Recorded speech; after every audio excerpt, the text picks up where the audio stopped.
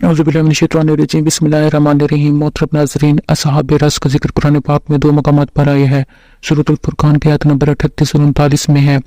और आद और समूद और असहाब रस और उनके दरमियान और बहुत सी जमातों को भी हला कर डाला और सबके समझाने के लिए हमने मिसालें बयान की और ना मानने पर सबका सत्यानाश कर दिया। दूसरे मकाम पर सूरह काफ की आयत नंबर 12 और 14 में है कि इनसे पहले नूह की कौम और असहाब रस और समूद झुठला चुके हैं और आद और फिरौन और लूत के भाई और बन के रहने वाले और तुबा की कौम गर्ज उन सब ने पैगंबर को झुठलाया तो हमारी वईद अज़ाब भी पूरी होकर रही।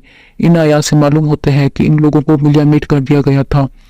मोहतरम नाज़रीन, अरबी ज़ुबान में रस उस कुएं को कहते हैं जिसकी मंडेर पत्थरों से बनाई गई हो। बाज़ हज़रत का ख्याल है कि वो एक खास कुआं था जिस पर कौम सबूत का एक कबीला रहता था। वही लोग असहाब रस के नाम से मशहूर हुए।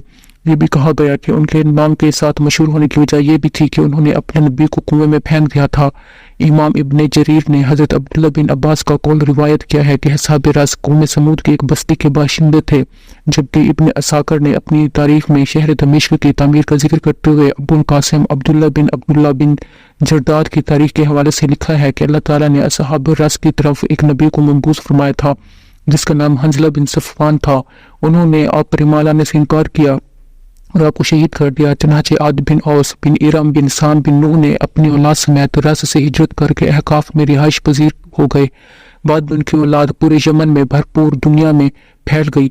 पीछे रस वालों को अल्लाह ताला ने तबाह कर दिया, हत्ता कि आद बिन औस की औलाद में से जैरून बिन साद बिन आद इस जगह आ बसा और जहाँ दमिश्क आबाद है उसने शहर बसाई और इसका नाम जैरून रखा। इसी को कुरान मजीद में इरमा ज़ातिल इमाद यानी सतूनों वाला इरम कहा गया है। पत्थर के सतून दमिश्क से ज्यादा किसी शहर में नहीं पाए जाते। अल्लाह ताला ने इस कौम आद की तरफ हज़रत हूद बिन अब्दुल्ला बिन रबाहा बिन खालिद बिन हलूद बिन आद को अहकाफ की इलाके में नबुआ देकर मबूस फरमाया। वो लोग ईमान ना लाए तो अल्लाह ताला ने उन्हें तबाह कर दिया। इससे मालूम होता है कि असहाब रस का ज़माना कौम आद से सदियों पहले का ज़माना है। हज़रत अबू बकर बिन हसन नकाश रहमतुल्लाह अलैह ने जिक्र किया है कि असहाब रस का एक कुआं था जिससे उनके पीने की और आपाशी की ज़रूरियात पूरी हो जाती थी। उनका बादशाह बहुत इंसाफ परवर और नेक सिरा था। जब वो फौत हुआ तो लोगों को बहुत ज्यादा गम हुआ। अभी चंद दिन ही गुजरे थे कि शैतान इस मरहूम बादशाह की सूरत में उनके पास आया और कहा, मैं मरा नहीं था, मैं तो गायब हो गया था, देखो मैं जिंदा होकर वापस तुम्हारे पास आ गया हूँ। ये देखकर वो इंतहाई खुश हुए। उसने कहा, मेरे लिए पर्दा लगा दो, मैं कभी नहीं मरूंगा लेकिन तुम्हारी नजरों से ओझल रहूंगा। बहुत से लोगों ने शैतान की बात को सच समझ लिया और उसके फरेब में आकर उसकी पूजा करने लगे। अल्लाह ताला ने उनमें एक नबी मबूस फरमाया। उसने बताया कि पर्दे के पीछे से बात करने वाला बादशाह नहीं बल्कि शैतान है। उस नबी ने उन्हें उस शैतान की इबादत करने से मना किया और अल्लाह वहदहू ला शरीक की इबादत करने का हुक्म दिया।